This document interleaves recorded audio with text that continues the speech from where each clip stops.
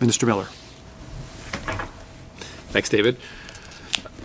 Over the last year, we've taken a series of actions to reinforce the integrity of our immigration system and programs contributing to the collective effort to ensure public safety and the orderly management of the shared border with the U.S. Both countries recognize and agree that a robust, well-managed immigration system is essential to building a safer, stronger North American perimeter.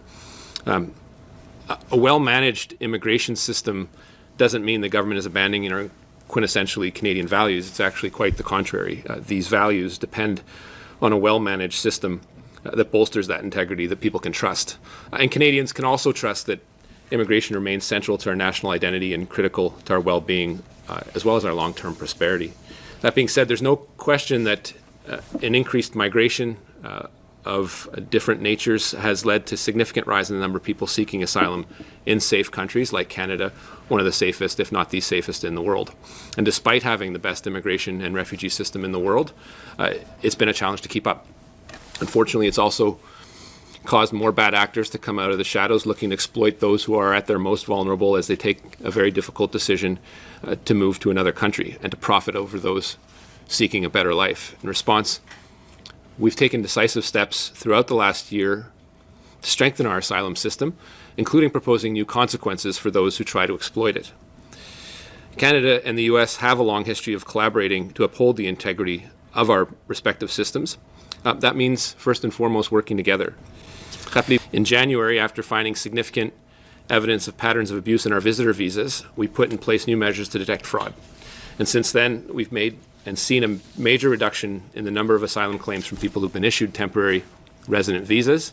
And visa refusals are also up by more than 61% with countries where we spotted the highest levels of abuse. You've been distributed a number of charts that evidence that in a more graphic way. You can do with those what you will, but there's a number of important data points we think are significant that chart the course of the progress that's been achieved over the last year.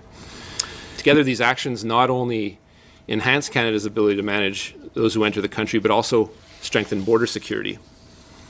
They've also proven effective at protecting the Canada-US border from irregular southbound crossings. After we imposed the partial visa requirement that I mentioned earlier for Mexican nationals, we've seen a rapid decline in Canada being used as a backdoor into the U.S. A number of the Mexican nationals intercepted while trying to cross illegally has fallen by 72% since June alone.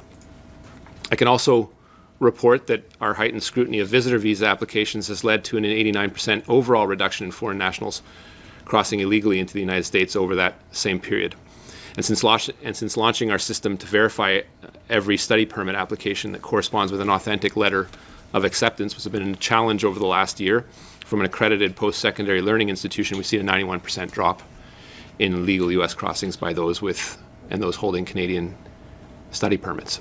Similarly, the flow of information between countries is also crucial to a safe and orderly migration, adding to our existing processes of sharing relevant data on foreign nationals applying to immigrate to either country. We've extended our information sharing agreement with the Americans and will now share immigration-related information on permanent residents in both Canada and the U.S. This information is really mission critical to having a safe border.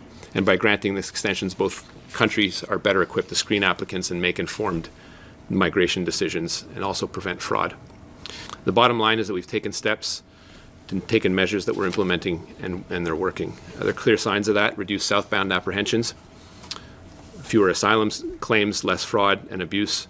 This is concrete, important progress. I generally believe in our ability to continue working with the incoming administration because the fact is that this collaboration is in the shared interests of both Canadians and Americans. On that, thank you. And both David and I are happy to take your questions. Let's start with Judy Trin, CTV. Thank you, Ministers. I'm curious to know about your ability to detain illegal people who cross illegally.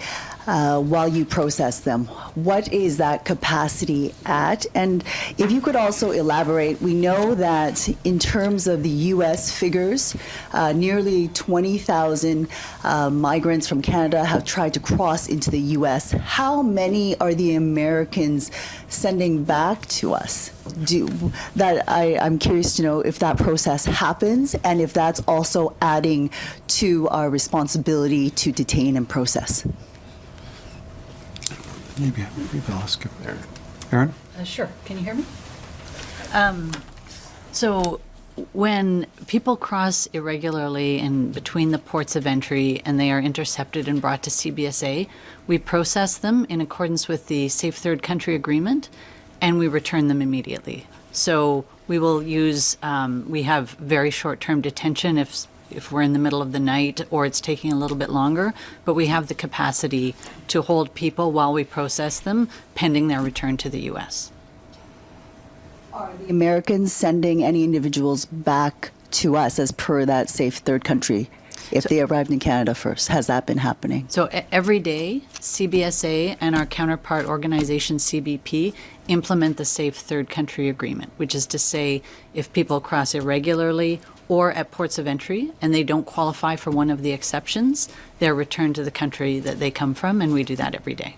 I'm asking for numbers, though, and whether or not there's been an increase, particularly from the Americans saying, you know, we've determined they entered Canada, they came through Canada, and we are sending them back for you to deal with. Those numbers have been decreasing, as the minister indicated. The number of southbound interceptions that are returned to us has been steadily decreasing. But no solid numbers as to what that decrease is. We could provide numbers. We can follow up with numbers. Mylène Crête, La Presse. Chris Nardi, the National Post. The first question, Minister Miller. So you mentioned that I'm assuming from the fact that you talked about the information sharing that deal is now kicked in, that the diplomatic ties, the diplomatic cables have been exchanged. Why did you sign that deal very secretly in July when no one knew about it? No immigration lawyer, no one. Why do it back in July? Why not say anything? And what's the need to add millions of permanent residents to this deal to automatically share their information with the U.S.? Yeah, look, nothing secret about it. I signed it at the U.S. Embassy with Ambassador Cohen in July. We agreed that we had to table this in front. It's been tabled in Parliament, I think, since the fall, if I recall correctly, so available.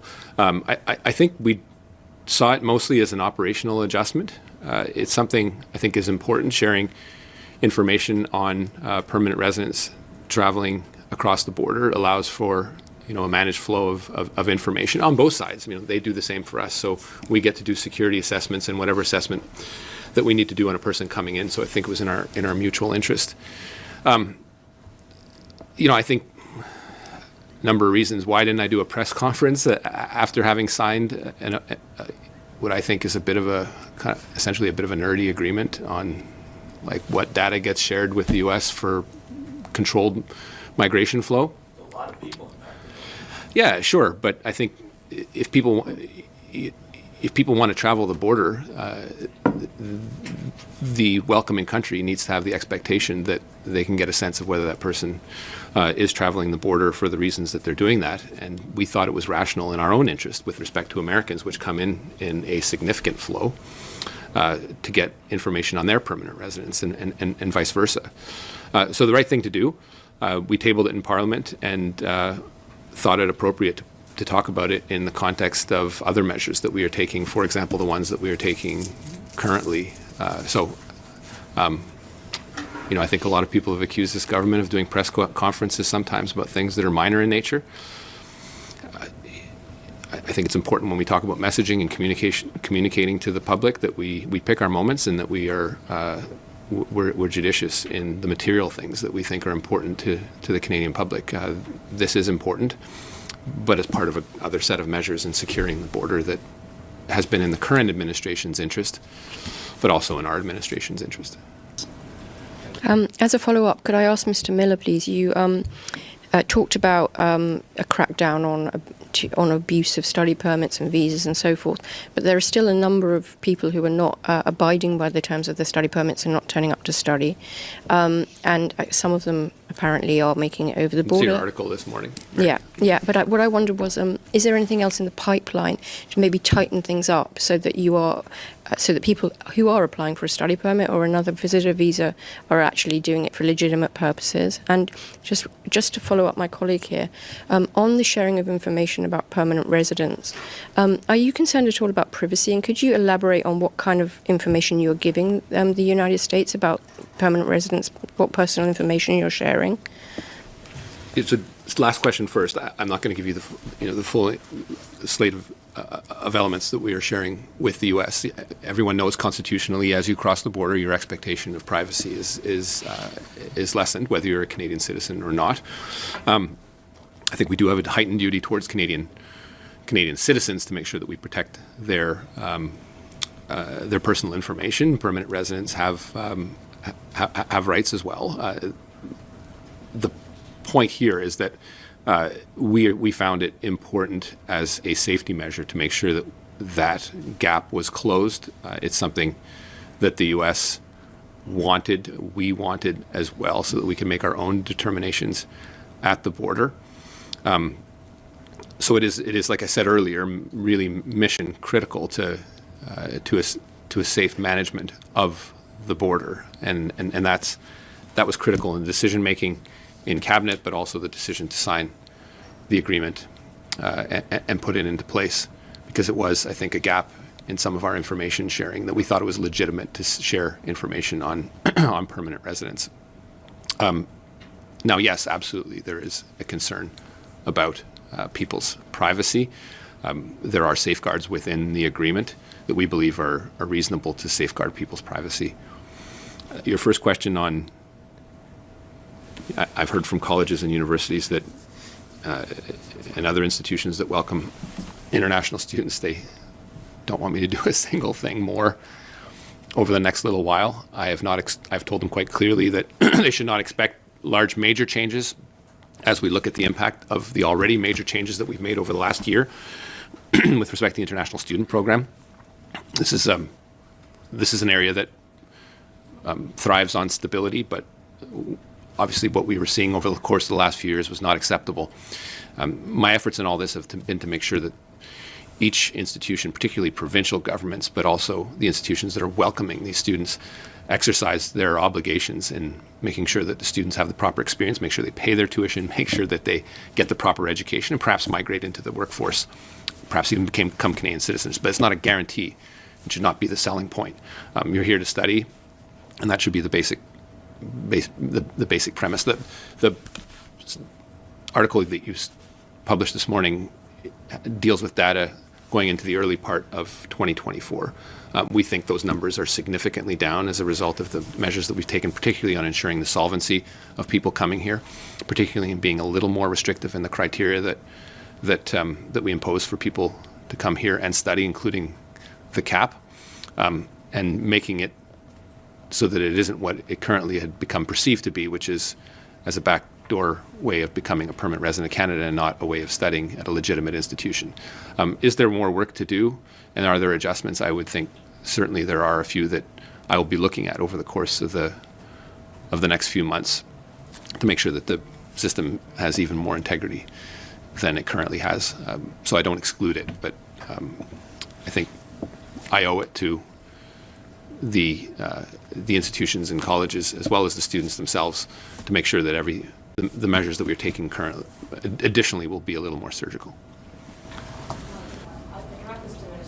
Part of its future, but I'm sure part of it falls under your file too, Minister McGuinty. When it comes to removals of people who have not only perhaps stayed beyond when they were welcome or the ruling of the IRB, but those who lied on applications to get in, I'm thinking in particular of some high-profile terrorism cases. Speaking to experts who study the CBSA and immigration enforcement in Canada, they've said that, well, the numbers have gone up exponentially over the last year. There still is not enough capacity to deal with the kind of surge that we could be seeing in light of the new measures you're bringing in. Are you looking at increasing the size and resources of the inland enforcement abilities of the CBSA?